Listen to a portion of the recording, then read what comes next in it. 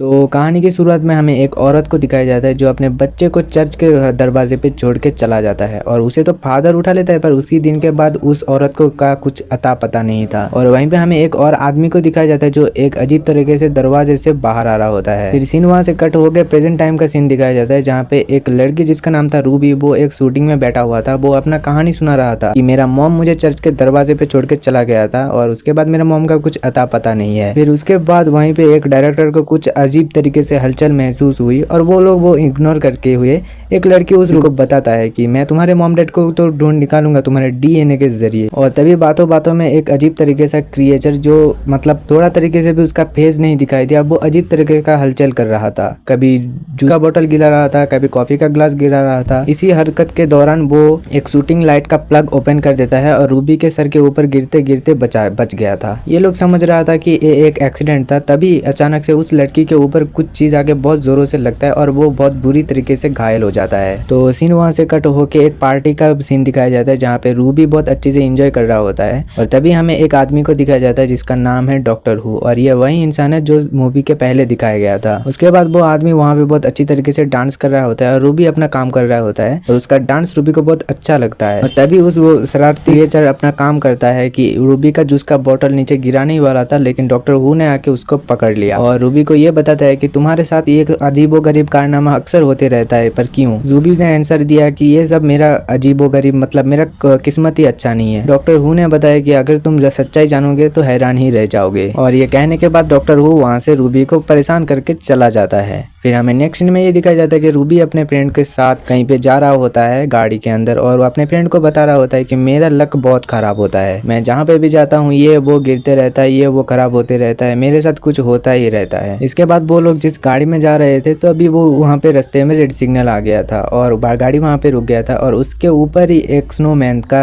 Statue था और statue का ग्रू वो अजीब तरीके से क्रिएचर खोल रहा होता है और वो जब गिरे उस गाड़ी के ऊपर वहाँ पे अपना डॉक्टर हू काम करता है और अपने डिवाइस से एक बटन दबा के सिग्नल को ग्रीन कर देता है और गाड़ी आगे की तरह निकल जाता है और वो स्टैचू डॉक्टर हू के ऊपर ही गिर जाता है। लेकिन डॉक्टर हू का वहाँ पे कुछ नहीं होता और डॉक्टर हू अपने टेलीपोर्टेशन केबिन के जरिए वहाँ से गायब हो जाता है। अगले दिन रूबी मार्केट से आ रहा होता है, बस से नीचे उतर के अपने घर की तरफ जा रहा होता है और वो अजीब से दिखने वाला क्रिएचर अपना शरारत शुरू करता है। रूबी का बैग फाड़ देता है। रूबी का बैग फाड़ने से वजह से उसका सारा सामान नीचे गिर जाता है और रूबी सभी सामान को कलेक्ट करके अपने घर के अंदर जाके अपने मम्मी को सभी बता देता है। रूबी का मॉम जिसका नाम था कार्ला, वो रूबी को बताता है कि आज हमारे घर एक बेबी आने वाला है। रूबी सुन के ये बहुत एक्साइट हो जाता है क्योंकि उसका भी जन्मदिन आज ही था और ये औरत वही है जो रूबी को छोटे से बड़ा किया था। और तभी रूबी का मॉम उस छोटे से बच्चे को रूबी के हाथों छोड़ के वो थोड़ा सा बाहर जाता है किसी काम के लिए। तभी रूबी को एक लड़की का कॉल आता है और ये वही लड़की है जो फिल्म की शुरुआत में हमें दिखाया जाता है उस शूटिंग के दौरान। वो लड़की रूबी को बताता है कि तुम्हारे डीएनए के जरिए हमें इस दुनिया में किसी को भी नहीं मिला कि तुम्हारा मम्मी तुम्हारे डीएनए से मैच हो सके। और ये सब बताने के बाद वो लड़की रूबी को ये बताता है कि उस दिनों के बाद तुम्हारे साथ क्या हुआ उसका तो पता नहीं, पर मेरे साथ बहुत ज्यादा ही बुरा हुआ, मेरा बहुत एक्सीडेंट हुआ, नाव डूब गया, ये वो बहुत सारा कुछ हो गया। ये सब बताते बताते तभी उसके ऊपर क्रिसमस ट्री भी गिर जाती है और फोन कट हो जाता है। फिर उसके बाद रूबी को बेबी के रूम से कुछ गाना का आवाज सुनाई दे रहा था। रूबी बेबी के रूम के अंदर गया और उसके बेबी वहाँ पे मिला ही नहीं। फिर वो बेड के नीचे देखता है और उसे एक कैमरा मिलता है और वो कैमरा से एक तस्वीर खींची गई थी और वो तस्वीर उसी क्रिएचर का एक फेस का फोटो था। और फिर बच्चों को ढूंढते हुए रूबी छत पे आ जाते हैं जहाँ पे वो देखते हैं कि वो क्रिएचर से बच्चे को एक बास्केट में डाल के एक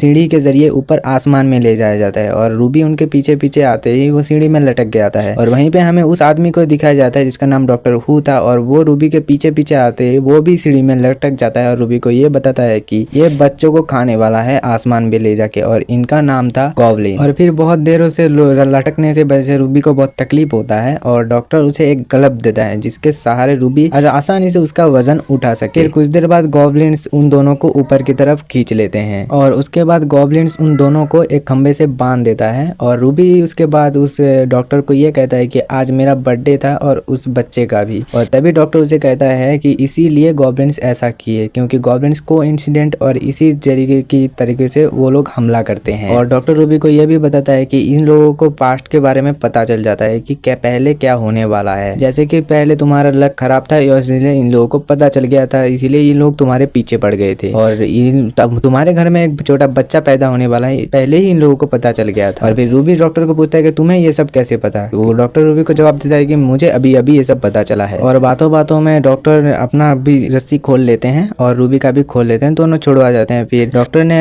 अपने गैजेट से वहाँ पे दरवाजा खोलने की कोशिश किया, पर वहाँ पे मेटालिक कुछ चीज नहीं था, क्योंकि डॉक्टर का गैजेट ओनली लोहा पे काम करता है, बल्कि लकड़ी पे नहीं। फिर उसके बाद डॉक्टर दिमाग लगाता है और एक रस्सी बहुत जोरों से खींचता है और इसके बाद ये लोग आजाद हो जाते हैं। फिर रूबी डॉक्टर को ये बताता है कि उसका जन्मदिन तो 2 बजे हुआ था। फिर डॉक्टर बताता है कि तो 2 बजे ही ये लोग खाने वाले हैं उस बच्चे को। फिर वो लोग एक टनल के जरिए एक जगह पे जाते हैं जहाँ पे कुछ आवाजें सुनाई देती है और तभी बच्चे को खाने में 30 मिनट और बाकी थे, मतलब 2 बजने में 30 मिनट ठीक बाकी थे। और तभी डॉक्टर को एक होल से नजर आता है कि वहाँ पे गॉब्लिन्स का बहुत बड़ा ही पार्टी चल रहा है। एक तरफ गॉब्लिन्स डांस कर रहे हैं और दूसरी तरफ बहुत सारे गॉब्लिन्स नाच रहे होते हैं। और तभी हमें गॉब्लिन्स का किंग को दिखाया जाता है, जो का बहुत बड़ा, जिसका मुंह बहुत बड़ा, बहुत खतरनाक राक्षस की तरह दिख रहा होता है। और तभी वहाँ पे रूबी का बेटे को दिखाया जाता है, जो आहिस्ता आहिस्ता खिसकते हुए उसके मुंह के तरफ जा रहा होता है। और तभी डॉक्टर हु अपना दिमाग लगाता है और एक रस्सी को खोल देते हैं और वो दोनों नीचे उसी बेल्ट पर गिर जाते हैं जिस बेल्ट पर वो बच्चा रखा था। फिर डॉक्टर हु और रूबी ने उस बच्चे को अपने किंग के, मतलब गॉब्लिन के किंग के सामने से उठा लिया था, जिसको देखने के बाद गॉब्लिन का किंग बहुत ज्यादा ही गुस्सा हो जाता है और बहुत सारे गॉब्लिन उन लोगों को मतलब बहुत गुस्से के आंखों से देख रहा होता है। फिर डॉक्टर हु और रूबी दिमाग लगाता है और उन लोगों के बजाए हुए गाने से ही नाचने लगता है। ये देखने के बाद सारे गॉब्लिन्स बहुत खुश हो जाते हैं और उन लोगों के साथ डांस करने लगता है। डांस करते करते उसी टाइम पे डॉक्टर हु एक ग्लव पहन लेते हैं और रूबी को भी एक ग्लव दे देते हैं और दोनों वो 2 ग्लव पहन के एक रस्सी के जरिए लटक के नीचे आ जाते हैं। अपने गॉब्लिन किंग के सामने से ये लोग ऐसे हरकत करते हुए अपना गॉब्लिन किंग बहुत ज्यादा ही डर जाता है। और फिर रूबी अपना घर पहुंच चुका था और ये सारी हरकतें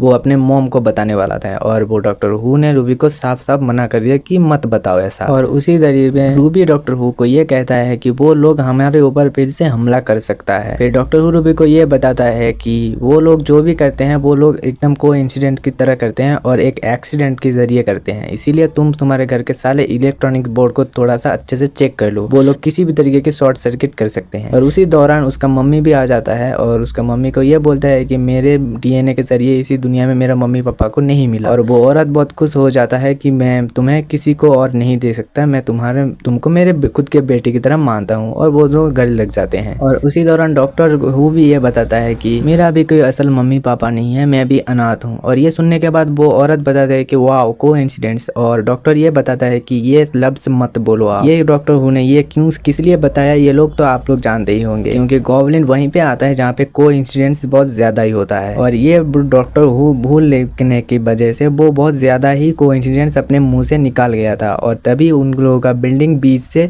पड़ना शुरू स्टार्ट हो गया। और तभी डॉक्टर हु पूरे बिल्डिंग को अच्छे से चेक करता है और बताता है कि थैंक गॉड, वो लगता है वो लोग चले गए और ये लोग उन लोगों का गुड बाय गिफ्ट था ये सारा कुछ। फिर उसके बाद उन लोगों को कुछ नोटिस हुआ कि वहाँ पे तो रूबी है ही नहीं, रूबी तो वहाँ पे है ही नहीं, मतलब वहाँ वो पूरी दुनिया से ही गायब है। मतलब ये ऐसे ही हुआ कि गॉब्लिन्स पास्ट में जाके रूबी को उस बच्चे मतलब वो उसका जन्म से ही उठा लिया। आगे का कहानी आप लोगों को बहुत इंटरेस्टिंग लगेगा, इसके लिए मुझे कमेंट में बताओ, मैं आगे का पार्ट ला दूंगा। और आज के लिए बस इतना ही, चैनल को सब्सक्राइब कर देना।